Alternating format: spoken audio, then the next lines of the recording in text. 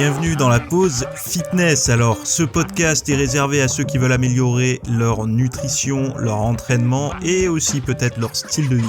Donc pour tous ceux qui me suivent depuis quelques temps déjà, vous pouvez me laisser une petite évaluation sur la plateforme de podcast de votre choix. C'est ce qui m'aide le plus. Allez, on démarre l'épisode.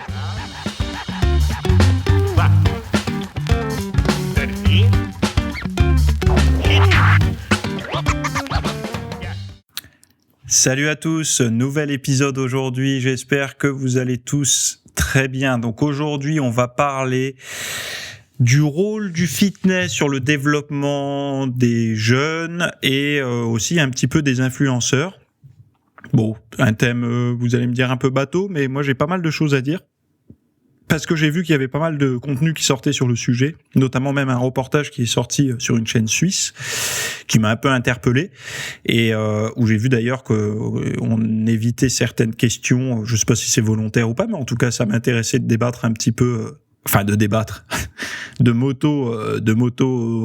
moto infliger un débat, on va dire, sur le sujet, parce que je trouve ça intéressant de voir comment, la tournure des choses. Bon, on est en plein cœur là. Si vous m'écoutez à la sortie du podcast, donc pour rappel, les nouveaux auditeurs, je ne sais pas s'il y a des nouveaux aujourd'hui, mais on discute ensemble tous les mardis à 8h en podcast comme ça, donc sans faute. On essaye d'être là, présent, on se donne rendez-vous à 8h le mardi, tous les mardis heure française. Voilà. Avant de démarrer le podcast, sachez que ce dimanche est sorti à 10h sur mon site pour les VIP le troisième volet du Hard Reset Nutrition il s'est basé sur les meilleurs régimes. Donc je passe au crible, je crois c'est 34 ou 37 régimes depuis le début du siècle dernier, de manière à justement voir un petit peu quels sont les réels modes, les choses qui se répètent, quelles sont les choses qui ont été lancées puis abandonnées, et quels sont les régimes prometteurs, quels sont ceux qu'on peut encore faire aujourd'hui. Et bien sûr, il y a des conclusions, il y a des types d'alimentation à suivre en fonction de chacun et tout ça. Tout ça, c'est alors c'est comme un podcast, vous l'écoutez en faisant vos activités du quotidien. Et ça vous permettra un petit peu de continuer à nettoyer les fausses connaissances ou les croyances qu'on peut avoir dans le monde de la nutrition par rapport au sport, notamment fitness et santé. Moi, j'aime bien mettre les deux ensemble. En tout cas, je trouve que c'est comme ça qu'on devrait tous faire. Mais bon, après, chacun fait ce qu'il veut. Mais là, on va parler d'énormément de régimes. Donc, si vous avez des interrogations sur certains régimes, il est fort probable que ce soit un des thèmes de cet épisode-là. Donc, l'épisode que je vous propose en description, là, vous allez voir, vous cliquez, soit par mail, peut-être que vous l'avez reçu. Sinon, dans les notes de l'émission, vous y accéderez. Donc, ça s'appelle Les meilleurs régimes. Vous avez un lien, je l'ai mis en gras. Vous cliquez et vous y accédez en audio. Voilà. Bon, alors, pour démarrer cet épisode, les ados, les influenceurs et la forme physique. Alors, qu'est-ce que c'est que ça ? Donc, moi, je regardais un reportage, là, que peut-être que vous avez dû voir aussi, donc sur une chaîne suisse, RTS, je crois que ça s'appelle, où on voyait des jeunes ados qui faisaient du sport, et puis il y avait des psys qui parlaient de ça et tout ça. Et l'image était plutôt négative dans le sens où attention danger, attention l'image de soi, attention les problèmes futurs à venir et tout ça. Mais on définit pas réellement quel est le rôle de l'influenceur là-dessus. Alors vous savez que moi, par rapport aux influenceurs, chose que je ne suis pas, puisque l'influenceur influence certainement plus au niveau marketing, c'est-à-dire de produits, il va vous recommander des protéines, il va vous recommander des t-shirts, il va vous recommander telle et telle chose. Moi, je trouve qu'il y a un biais à partir du moment où la personne est rémunérée par une marque et tout ça.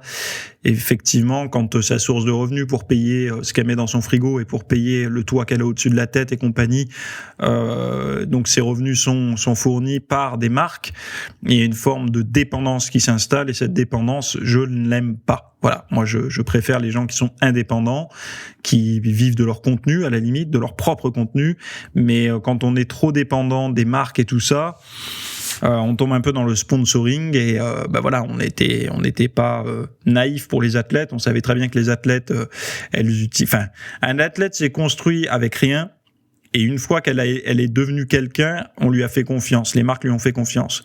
Donc n'oubliez jamais ça. La première chose, c'est qu'une personne qui aujourd'hui est reconnue, c'est souvent construite, que ça soit physiquement ou peu importe, avec les outils qu'elle avait avant. Donc, c'est-à-dire des outils sans sponsoring, enfin, personne faisait attention à elle. Donc, elle est sortie du lot en utilisant certainement les outils que vous avez aussi devant vous. Donc, elle n'avait pas une chance inouïe ou un sponsoring dès le début. Personne ne lui a fait confiance. On lui fait confiance aujourd'hui parce qu'elle a une audience. Mais avant, elle n'avait pas d'audience. Donc, personne ne lui a fait confiance. Bon, bref. Donc, moi, j'ai juste ce petit parallèle. Moi, j'aime pas trop les influenceurs pour ça. Donc quand je dis j'aime pas, c'est pas à titre personnel, je m'en fous, ils font ce qu'ils veulent, mais je veux dire là où je trouve que c'est pas terrible, c'est sur cette pente de recommandation de produits. Quand je dis produits, c'est de produits d'achat, des choses à acheter et tout ça, j'aime pas trop. Après, en termes d'image, c'est-à-dire qu'un influenceur fitness pour un ado par exemple, il représente l'idéal en fait. Donc c'est-à-dire que l'idéal n'est pas forcément ce que l'on veut obtenir absolument. L'idéal étant un guide, un peu un GPS, c'est-à-dire une quête, quelque chose qu'on admire, et on veut tendre à aller dans ce sens-là, physiquement, je parle. Beaucoup de personnes vont dire que ces photos des influenceurs sont retouchées, sont photoshopées, etc. Mais peut-être que parfois ça existe, effectivement, il y en a peut-être qui retouchent et tout, mais je pense qu'il y en a beaucoup qui retouchent pas. Ce sont vraiment des gens qui ont des bons physiques et tout. Mais bon, le Photoshop, existe, donc il faut quand même en tenir compte. Vous savez, quand des gens peignaient des portraits d'athlètes dans le passé, que ce soit sur des toiles ou sur des vases, des poteries et tout ça, ou même des sculptures, évidemment, on forçait le trait pour rendre l'esthétisme plus prononcé. Donc il y avait cet idéal déjà, on pouvait savoir qu'on ne l'obtiendrait jamais, mais on pouvait quand même faire en sorte de tendre vers cet idéal-là, de s'orienter en fait d'avoir un GPS, d'être guidé, plutôt que d'être laissé au choix du hasard et de la vie, de là où elle va nous emmener, etc. Donc moi je vois surtout l'influenceur pour l'adolescent comme une représentation d'un idéal, un peu comme une statue grecque dans le passé, ou une poterie, enfin voilà quoi. Vraiment cet idéal, ou le super-héros dans les BD des enfants des années 50, 60, 70, vous savez, les comics et compagnie quoi. Donc ça veut pas dire qu'on veut être Superman, ça veut dire qu'on aimerait s'en rapprocher. Ça veut pas dire qu'on veut être l'influenceur le plus musclé de la planète, mais on a envie de se rapprocher de ce mode de vie, de cet esthétisme, etc. Donc la quête de l'esthétisme, c'est pour moi, et c'est pas forcément une chose négative de vouloir faire comme ça, parce que beaucoup de personnes n'ont pas de but, n'ont pas d'objectif, et savent pas trop vers quoi se tourner. Et quand ils ont le choix entre se créer un idéal d'un camé, un idéal d'un voyou, un idéal de je sais pas trop quoi qui peut les amener dans des situations compliquées, mieux vaut avoir un idéal d'une personne athlétique sportive qui conduira probablement à une hygiène de vie plutôt stable et cohérente quoi. Deuxième point, j'ai mis les jeunes découvrent le monde physique à une période où leur corps est leur ennemi.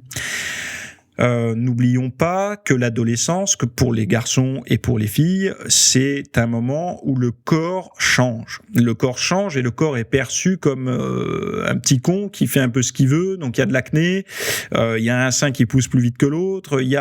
Donc le corps est plutôt perçu comme un ennemi qu'on cherche à cacher avec des couleurs noires, avec des tailles larges, ou alors de s'affirmer par des artifices pour détourner l'attention, avec des piercings, avec des tatouages, avec des couleurs de cheveux, avec du maquillage ou avec des comportements agressifs et compagnie. Donc on va chercher par tous les moyens de détourner l'attention de son corps parce que son corps est son ennemi à cet âge-là. Et que on sait qu'on est un peu tous dans le même panier et on essaye de mettre le projecteur sur d'autres choses. Alors que faire du sport, la pratique du fitness, et d'ailleurs dans le reportage que je regardais, ce que j'ai trouvé intéressant, c'est qu'ils disent que le mythe, il n'y a pas de données sur l'arrêt de la croissance avec la musculation. Donc ça, c'est quelque chose qui traîne depuis des années, mais c'est pas moderne, hein. Même certains philosophes, je vous en parlais, je crois, dans un précédent podcast, ils parlaient il y a très longtemps, justement, que ça pouvait stopper la croissance, etc. Donc c'est pas un dogme moderne. Par contre, c'est juste pour donner une réponse rapide là-dessus, on verra plus tard, mais c'est surtout les régimes il faut faire attention aux régimes. C'est les régimes en fait qui pénalisent ben oui, si la personne est au régime, elle va très peu se développer, surtout quand elle est en période de croissance, quoi. C'est là où il faut surtout pas qu'elle se mette au régime. Bref, donc les jeunes découvrent le monde physique à une période où leur corps est leur ennemi. Et je trouve que ça peut être une bonne pratique pour se réconcilier assez rapidement avec son corps. C'est-à-dire que de prendre conscience qu'on a un corps qui a changé, qu'on est plus fort, etc. Je trouve que c'est une bonne façon de faire que de pratiquer. Alors moi je parle du fitness, mais ça peut être tout autre sport, mais surtout le fitness, parce que le fitness, on est quand même fitness musculation, on est quand même en contact direct avec l'intégralité de nos muscles, donc c'est quand même quelque chose où justement on prend conscience qu'on a des abdos, on prend conscience qu'on a des biceps, etc., et ça permet aux jeunes de peut-être de renouer le contact avec le corps qui est en train de changer, où on a l'impression qu'on n'a pas la main dessus. Effectivement, on n'a pas la main sur sa croissance, mais on peut quand même bricoler pour essayer d'avoir une espèce de prise de conscience, en tout cas, de son propre corps. Et ça peut être quelque chose de bien à une période où justement le corps peut peut psychologiquement impacter les adolescents. Voilà. Parce que évidemment, on parle toujours que du côté négatif. Oh là là, les jeunes, c'est vrai, ils deviennent anorexiques et tout, mais on parle jamais du côté positif. C'est-à-dire que l'anorexie, les problèmes psychologiques, c'est quand même une petite portion des adolescents, mais on parle pas des effets positifs qui peuvent atteindre la majeure partie de ceux qui vont pratiquer du sport. C'est là aussi, il faut le dire, parce que ces jeunes, ils ont peut-être envie de l'entendre. Et c'est important, à mon sens, de le dire, que effectivement, de prendre conscience de son corps à un âge où le corps est détesté, et d'essayer de l'améliorer par le sport, de prendre conscience que le sport, que nous-mêmes on peut agir dessus, c'est se construire des croyances pour toute la vie, et des croyances solides. C'est-à-dire que nous avons un rôle dans la composition de notre corps. Ce que l'on fait de nos journées, ce que l'on fait les contraintes qu'on impose à notre corps vont avoir des répercussions au niveau esthétique, au niveau de la santé, au niveau de la force, etc. Troisième point, ils pourront connaître la résilience plus tôt, ce que j'avais noté. Résilience, ça veut dire en gros, surmonter les échecs et de repartir, etc. Oui. Pourquoi ? Parce que, comme je disais en premier point, l'idéal, la quête de l'idéal, on se rendra très vite compte que, par exemple, si vous voulez être Superman, donc l'équivalent dans le monde des influenceurs fitness, je sais pas qui c'est que ça pourrait être, mais vraiment le mec le mieux bâti que vous idolâtrez en étant ado, rapidement vous allez vous rendre compte que vous n'aurez jamais la même ligne parce que vous n'avez pas les mêmes insertions, vous n'avez pas foutu pareil, vous n'êtes pas aussi grand, vous êtes pas aussi petit, ça peut être le cas aussi. Enfin bon bref, et vous allez voir assez rapidement que chacun a son propre corps et on peut l'amener au top du top en fonction de son corps, donc c'est-à-dire que n'importe quel corps peut s'améliorer. Ça, c'est très important de le savoir. C'est-à-dire que peu importe le physique que vous avez aujourd'hui, vous pouvez toujours l'améliorer. Ça veut pas dire que vous allez ressembler à l'influenceur que vous suivez, mais par contre, vous allez l'améliorer par rapport à ce qu'il est aujourd'hui. Donc, c'est toujours quelque chose de bien. Et cette résilience, c'est que je pense que très tôt, les gens vont se rendre compte qu'il n'y a pas de magie. C'est-à-dire que d'accepter... Vous savez, dans le précédent podcast, je parlais justement beaucoup de personnes pensent qu'il y a une petite pilule magique qui existe, mais qui est secrètement connue que d'une petite portion des gens, et que s'ils accèdent à cette pilule, eux aussi, facilement, ils pourront obtenir ce qu'ils veulent. Je pense que les gens qui se mettent assez rapidement au sport comprennent et acceptent très vite qu'il y a des efforts à fournir et qu'on peut pas obtenir les choses très facilement et aussi simplement qu'on l'entendrait dans des discours un peu trop marketing. Donc ils pourront connaître la résilience plus tôt, et ça je trouve que c'est quelque chose de bon, parce que de la connaître à 20 ans, ça me semble mieux que de la connaître à 40, c'est-à-dire d'avoir vécu les 40 premières années de sa vie dans un espèce de déni de réalité, en pensant que tout était possible facilement. Voilà. Donc je trouve que ça met quand même une forme de responsabilité, une forme de sagesse assez tôt dans la vie par rapport à ça. Moi, en tout cas, je trouve ça bien. Quatrième point, un chemin vers l'âge adulte. Oui, c'est vrai que les adolescents, on sait que ce qui dicte l'adolescence, en tout cas, c'est les amis et aussi les relations, la séduction. Et un des points forts une des quêtes de l'adolescent, notamment garçon, c'est de vouloir grandir le plus vite possible, parce qu'il sait que il sera plus attirant, il voit bien les copines de classe et tout qui sont attirées par les garçons un petit peu plus vieux, un petit peu plus matures, un petit peu plus hommes qu'adolescents. Et c'est vrai que le sport, c'est un chemin vers l'âge adulte au niveau physique, c'est-à-dire qu'un corps plus athlétique, c'est se sortir du corps d'enfant. Et ce corps d'enfant qu'on a envie de fuir pour ressembler à un adulte. Et donc c'est vrai que c'est un chemin vers l'âge adulte de se construire son corps, de se construire un corps plus solide, etc. Pour les femmes, ça sera peut-être plus féminin ou plus adulte également, hein, parce que de sortir de ce corps mi-ado, mi-enfant, et de plus se tourner vers un corps, on va dire, fin d'ado et jeune adulte, quoi. Donc c'est un passage vers l'âge adulte qui me semble être bon. En tout cas, à partir du moment où la personne en est convaincue, ça la soulage un petit peu psychologiquement. Cinquième point que j'avais noté, les ados sont biberonnés à la prudence actuellement. Mais la prise de risque est un rite de passage depuis longtemps. C'est ce que j'ai noté. Pourquoi ? Parce que on le voit de plus en plus. Alors, c'est pour plusieurs raisons, je pense, et je les ai pas toutes, hein, parce que j'ai pas étudié le sujet, c'est pas mon travail, je suis pas pédopsychiatre ou je sais pas quoi, mais c'est vrai que les enfants, les ados surtout, quand je dis biberonner à la prudence, c'est pas déjà les parents sont plus présents. Il y a une présence. On le voit. Moi, j'ai beaucoup d'amis qui me l'ont confirmé.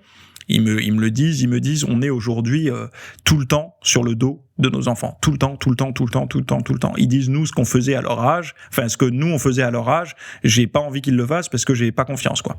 Donc ils sont biberonnés à la prudence, c'est-à-dire que attention à ci, attention à ça, et de plus par le smartphone, par les réseaux et tout, ils sont plus souvent en mode sédentaire à la maison, donc ils sont sous surveillance.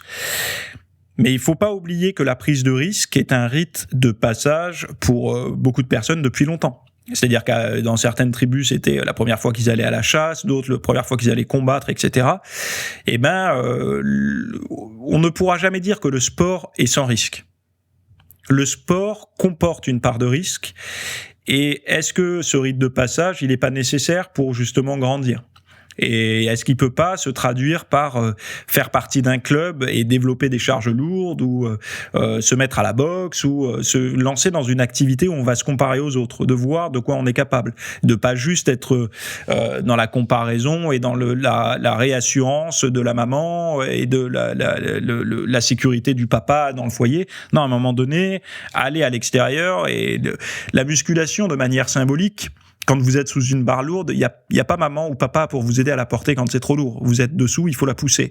Et moi, je trouve que il y a une forme d'éducation qui est bonne, parce que psychologiquement, ça joue de rentrer à la maison, se dire je vais réussir à développer cette charge-là. Alors, ce sera peut-être pas des centaines de kilos, mais au début de porter un petit peu plus lourd, il y a une forme de confiance qui s'installe dans un monde où on est ultra prudent. Cette prise de risque, elle titille, elle est là, elle est présente, on en a besoin, on le recherche ça, on a besoin de se mettre un peu en danger, c'est comme ça. Et c'est pour ça, aujourd'hui on veut risque zéro, mais le risque zéro, je ne pense pas qu'il soit bon pour l'évolution, en tout cas pour pour l'évolution vers l'âge adulte, quoi. C'est pour ça les rites de passage aujourd'hui, en tout cas dans les pays, on va dire riches et compagnie. Dites-moi, c'est quoi les rites de passage ? Il y en a plus, quoi. Je veux dire, personne vous emmène à la chasse. C'est rare, quoi. Et ça y est, maintenant t'es un homme, mon fils. Non. Et c'est vrai que de se l'imposer par du risque, on va dire. Tolérable. Le sport, c'est un risque tolérable. On parle pas d'aller à la guerre. On parle d'aller lever des haltères ou d'aller sur un ring ou d'aller, je sais pas, peu importe le sport.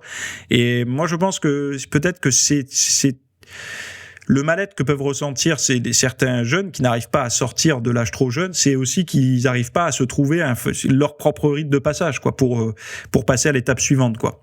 6e point, je marquais, ils veulent parfois s'arracher de la fragilité. Et c'est vrai qu'ils se sentent fragiles, ils sentent que leur corps est fragile, ils sentent que une forme d'insécurité, ils sentent qu'ils sont pas, même s'ils essayent d'en donner l'impression dans la cour d'école, dans la cour de récré, ou même quand ils sortent avec leurs amis, ils sentent qu'ils sont fragiles par rapport au monde extérieur. Et le sport fait baisser cette fragilité, rend solide. Il faut dire les choses telles qu'elles sont. Une personne qui devient plus forte, une personne qui devient plus endurante, une personne qui devient plus habile, qui a plus d'équilibre, qui a plus de maîtrise d'un geste, etc. C'est une personne qui est moins fragile. Une personne qui fait du sport, c'est une personne qui a une meilleure immunité, donc une personne qui est moins fragile au niveau de sa santé. Donc, il y a des gens qui font du sport et qui ont cette quête du sport pour s'arracher de la fragilité. Et d'ailleurs, dans le reportage, il y a un jeune à un moment qui disait ça, c'est bon pour la santé. C'est bon pour la santé, c'est assez moderne qu'un ado dise que le sport soit bon pour la santé. Normalement, c'est une notion qu'on dit, un avantage du sport que l'on dit quand on arrive à l'âge adulte, voire quand on est bien installé même dans l'âge adulte. La santé intéresse peu quand on est ado.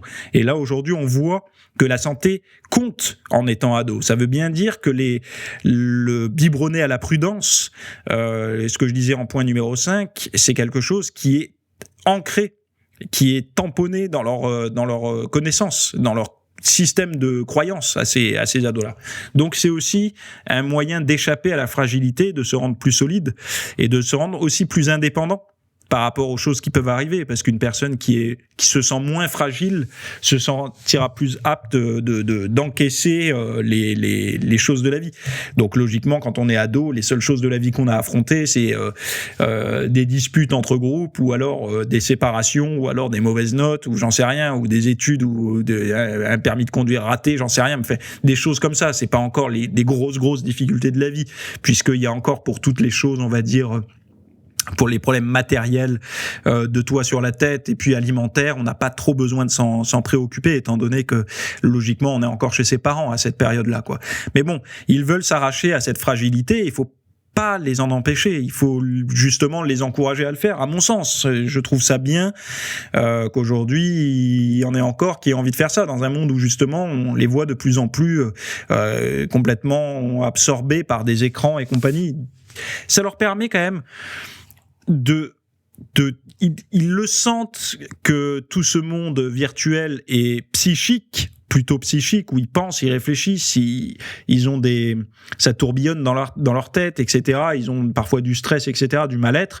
De remettre une dimension physique dans leur quotidien, de l'inclure, ça leur permet justement peut-être de sentir mieux, de sentir plus vivant, plus complet. Et de toute façon, même dans toute la philosophie, ils en parlent, que le sport est le tampon du psychisme et vice versa. Donc, c'est-à-dire qu'il y a besoin d'avoir un équilibre entre les deux pour que la vie soit plus ou moins équilibrée. Et je ne sais plus si c'est Emerson ou Henri-David Thoreau qui disait que pour consommer, il faut produire, etc. Et pour bien consommer, il faut bien produire. C'est-à-dire que quelqu'un qui faudrait consommer sans produire se sentirait jamais bien. Donc il y a besoin de donner pour recevoir, entre guillemets. Et là c'est un petit peu pareil, de rester toujours dans un déséquilibre où on reçoit beaucoup d'informations comme ça au niveau psychique, où on traite toujours sur le mode de la pensée finalement, mais de jamais exprimer ses capacités physiques et jamais faire fonctionner son corps. On sent bien qu'il y a un déséquilibre. Et je pense que ça les titille, les ados, et que quand ils trouvent le chemin d'une salle de sport ou d'une pratique sportive, ils sentent que cette chose qui leur manquait se met à plus leur manquer, parce que justement ils l'expriment et ils se sentent mieux, quoi. Et après, le 7e point qui est ultra important, c'est suivre une mode. Aujourd'hui, il y a quand même une mode un petit peu du fitness, même qu'on le veuille ou non, d'avoir un corps en forme. Et adolescent, c'est à ce moment-là que la mode est la plus la plus puissante, d'avoir les mêmes baskets que les copains, d'avoir le même sweatshirt, d'avoir, je sais pas, même les mêmes phrases, les mêmes mots, tout ça, d'appartenir au bon groupe, d'écouter la bonne musique et de suivre une mode, ça peut être fort. Donc si le fitness est une mode et qu'on les empêche de le faire, c'est comme empêcher son ado d'avoir les bonnes baskets ou d'avoir le bon sweatshirt. Alors je sais qu'il y en a qui vont dire tant mieux, ça lui apprend la vie plus vite, mais là on parle pas de quelque chose de consommation, on parle d'une pratique physique qui justement est qui va de créer un ado qui se crée avec des notions de sport, de bien-être physique, de compréhension de justement de la fragilité et de la force et tout ça. C'est quand même répondre à un futur probablement avec moins d'obésité pour cet individu. Et on sait que l'obésité, aujourd'hui, elle est bien ancrée. Et j'ai l'impression qu'on abandonne un peu ceux qui sont obèses aujourd'hui parce qu'on se dit c'est peine perdue, on pourra pas les raisonner. Mais pour les nouvelles générations, peut-être que c'est aussi en rééduquant les gens sur le physique qu'on sauvera peut-être les prochaines générations des épidémies d'obésité. Donc c'est pour ça, on est très dur, et c'est ça que je reprochais au reportage, c'est d'avoir assez peu parlé des effets positifs du fitness sur l'épidémie d'obésité. C'est une mode, donc plusieurs personnes en font. Donc potentiellement, c'est moins d'ados qui deviendront obèses. Et on ne parle pas de ce bienfait-là. On essaye toujours de trouver les dérives psychologiques, c'est pas bien, ça va les tordre, ils vont avoir une mauvaise image du monde. Mais quel monde, en fait ? Est-ce que le monde dans lequel ils pensent aujourd'hui, c'est le bon ? On voit bien où ça conduit. Est-ce qu'il y a moins de problèmes psychologiques et psychiatriques aujourd'hui qu'avant ? Je crois pas. Est-ce qu'il y a moins de personnes en mauvaise santé obèses qu'avant ? Je crois pas non plus. Donc, est-ce que c'est mal de les encourager à pratiquer un sport et à essayer de prendre conscience qu'ils ont un corps et qu'ils peuvent s'en servir, de le transformer, de le rendre meilleur ? Moi, je pense que c'est bien de les encourager à le faire. C'est pas mauvais. Enfin, en tout cas, il faut pas leur dire que c'est pas bon. Mais peut-être que c'est une stratégie inversée, puisque les adolescents n'écoutent pas les adultes. Donc, leur dire que c'est pas bien, ils se mettent à le faire. Donc finalement, ça peut être une bonne chose de leur dire que attention, danger. Mais bon, le risque étant quelque chose qui, évidemment, le risque on pourra jamais le supprimer. Donc on ne peut pas recommander aux jeunes d'aller se mettre en danger, mais on peut fermer les yeux. Parce que de toute façon, qu'est-ce que fait un ado quand il passe la porte pour rejoindre ses potes ? Très régulièrement, il va se mettre en danger. Il va aller seul en ville, là où avant vous étiez avec lui, et donc du coup c'est pour lui une mise en danger. Il se met au monde réel, il se met dans le monde des adultes. Alors au début en groupe, puis après il ira seul. Mais c'est pareil avec le sport. Il se met à performer, en tout cas à essayer de performer dans une discipline où il n'aura pas de filet de sécurité. Il n'aura pas le filet de sécurité des parents derrière qui, c'est trop dur, attends, je prends le relais. Non, ça, il sera livré à lui-même. Et enfin bon. Après, moi, je vous dis ça parce que c'est comme ça que je me suis développé avec le sport. Et je pense que beaucoup qui m'écoutent en ce moment se sont aussi développés comme ça. Quand ils se sont mis au sport, ils ont pris conscience de certaines choses par rapport à leur corps et compagnie. Et il voit bien qu'aujourd'hui, il y a eu beaucoup plus d'effets positifs que négatifs. Alors, bien sûr, on a tous eu des petites blessures, des petites tendinites et tout. Donc, si c'est ça le risque à payer, et si j'avais pas fait de sport pendant toutes ces années, est-ce qu'il me serait pas arrivé quelque chose d'autre ? Qui peut me dire, qui peut me donner la réponse ? Personne. Donc, des risques et des choses, des pépins, il nous en arrivera, tous, et assez jeunes aussi. Et peut-être que ceux du sport sont peut-être moins graves que d'autres. Est-ce que si ça peut leur permettre de pas basculer dans des comportements, on va dire, d'addiction et compagnie, c'est quand même une bonne victoire, je trouve. Après, chacun y verra ce qu'il veut, mais c'est vrai que aujourd'hui, on parle beaucoup des dérives pour les ados, des influenceurs et du fitness, de tous ces trucs-là. On a tendance à trop parler du négatif, alors que je trouve qu'il y a toute une sphère très positive et personne n'en parle. Parce que je sais pas pourquoi, mais justement, quand on parle de rite de passage, pour les gens, ça paraît archaïque, mais je pense pas que au niveau cérébral, donc au niveau de notre fonctionnement, de notre évolution, on n'en ait pas besoin de ce genre de choses. Les claques, on les prendra tôt ou tard, donc mieux vaut les prendre tôt, comme ça au moins tard on n'est plus peinard. Mais toutes ces choses-là, en fait, il n'y a plus vraiment de mots aujourd'hui pour expliquer ce genre de choses. Et la pratique du sport, qui induit une confrontation à l'autre, puisqu'il y a toujours l'idéal qu'on veut obtenir, l'idéal qui fait les choses que l'on ne fait pas aujourd'hui. Donc c'est une confrontation. On se confronte à quelqu'un, même virtuellement, par la pensée ou psychologiquement, on se confronte à un idéal, et cette confrontation mène à aussi des échecs. On se rend compte qu'on n'y arrive pas forcément, qu'il faut forcer, qu'il faut travailler dur pour essayer d'obtenir ne serait-ce qu'un quart des résultats qu'il peut avoir, cet idéal. Et c'est une confrontation, mais ça fait grandir. Ça fait grandir. C'est mieux que de rester chez soi à croire que de toute façon, quand on le décidera, on prendra la bonne pilule et tout ira bien. C'est facile. De toute façon, ces gens-là ceux qui pensent par la pilule finissent par tôt ou tard avoir une réalité qui s'impose à eux, et c'est malheureux, quoi. Enfin, je veux dire, c'est les mêmes qui vont vous dire mais toi tu te fais jamais plaisir, mais toi tu prends des protéines, donc c'est des produits dopants, donc c'est pour ça que t'es comme ça, donc si tu prenais pas tu serais nul. C'est ce genre de discours. Donc, et c'est des gens qui ont beaucoup de ressentiments, beaucoup de négatifs, mais ils le savent au fond d'eux qu'il y a une forme de miroir de leur échec qui se reflète, et malheureusement ça sert à rien, ces personnes-là, d'essayer de les raisonner ou d'être méchantes avec elles, de leur dire mais regarde dans quel pétrin t'es toi depuis des années. Ça sert à rien, parce que c'est déjà un mal-être. J'en parlais avec un ami il y a pas longtemps.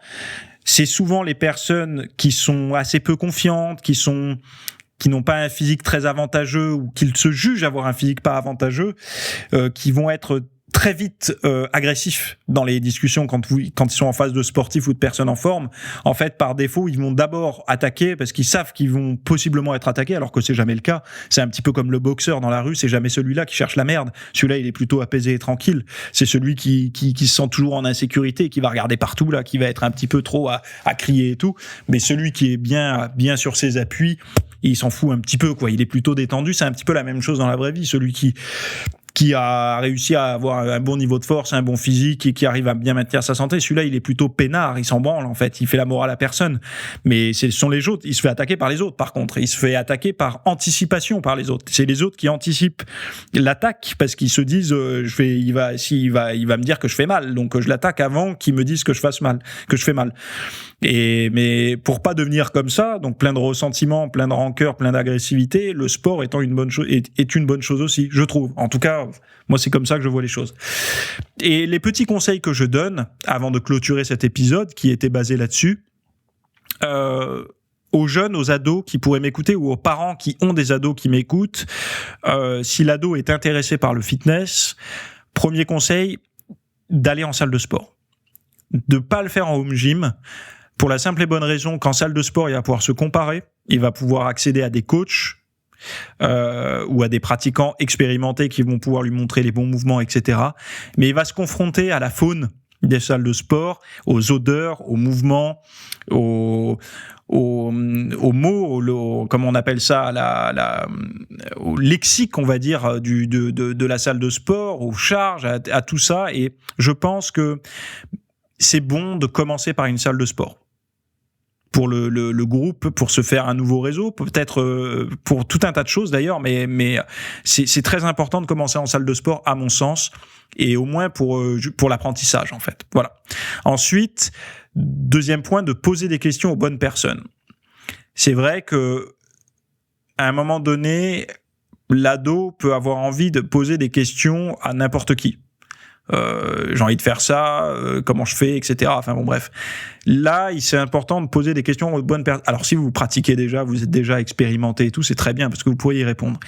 Mais il faut faire attention à qui on pose les questions. Donc, si vous êtes ado, que vous m'écoutez, ne vous tournez pas forcément vers le plus musclé de la salle, mais plutôt vers la personne qui vous semble, en tout cas, à vue d'œil, celui qui se respecte le plus, qui s'entraîne correctement, qui a un bon physique, etc. Mais vous voyez qu'il fait pas n'importe quoi, qui est pas excentrique, etc. ou qui essaye d'en mettre plein la vue à tout le monde. de vous tourner plutôt vers les coachs, vers les personnes raisonnables qui ont peut-être un peu d'expérience, notamment les personnes qui ont un âge un petit peu plus avancé, pas les personnes de 20 ans, mais plutôt les personnes de 30, 40, 50, voire plus, qui s'entraînent.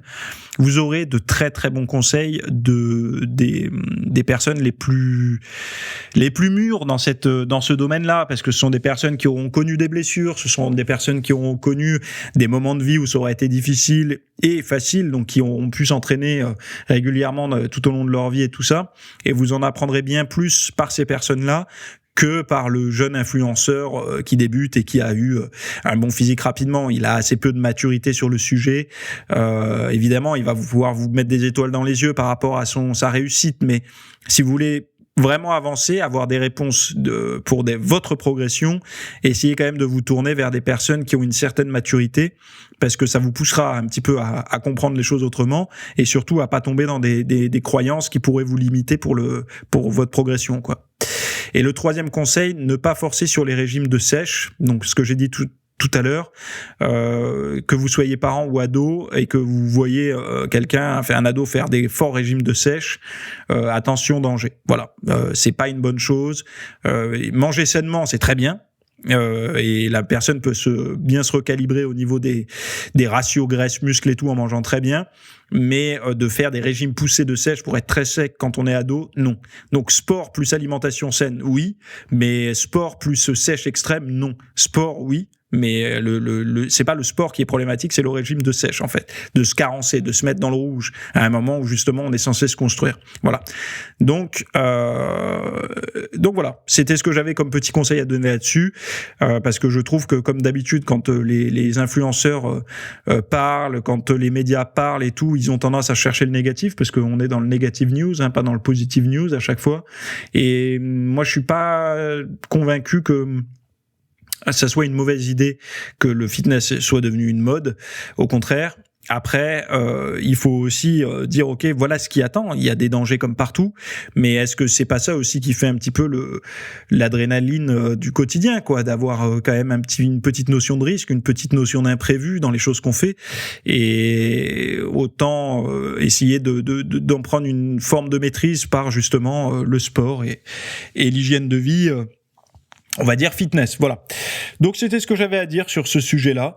Je pense que vous partagerez pas tous mon point de vue, évidemment, c'est normal, et encore heureux. Et si vous avez envie d'aller voir justement les meilleurs modes d'alimentation depuis le début du siècle dernier, sachez que j'ai passé au crible 37 régimes et que je vous donne le filtre de ceux qui sont bons à suivre aujourd'hui. Alors entendez dans régime, c'est pas forcément des régimes de perte de poids, c'est que régime alimentaire, ça peut être des modes alimentaires, etc. Donc on en parle aussi en audio dans une autre partie. Je vous laisse aller découvrir ça. C'est en note de cet épisode. À tout de suite et à la semaine prochaine pour les autres. Bye bye. Merci d'avoir écouté cet épisode. Alors, avant de partir, j'avais juste quelque chose à vous partager. C'est vrai que vous avez peut-être des temps morts à meubler, que ce soit des temps de trajet dans les transports en commun, du cardio un petit peu long sur un tapis de course, ou alors tout simplement envie de remplacer les programmes que vous avez la soirée pour de l'apprentissage. Vous êtes peut-être adepte des émissions, des documentaires, des reportages, etc. Sauf que dans le monde de la musculation, de la nutrition, du développement, d'un mode de vie sain, etc. C'est un peu maigre en contenu dans les médias grand public. Et donc, ce que je vous propose, moi, personnellement, c'est d'aller faire un tour dans la bibliothèque alors, c'est un Netflix version fitness privée qui vous coûtera moins cher qu'un lavage auto au rouleau par mois. Et là, vous avez vraiment tous les sujets. Alors, c'est plein de cours que je propose. Il y en a déjà plus de 300.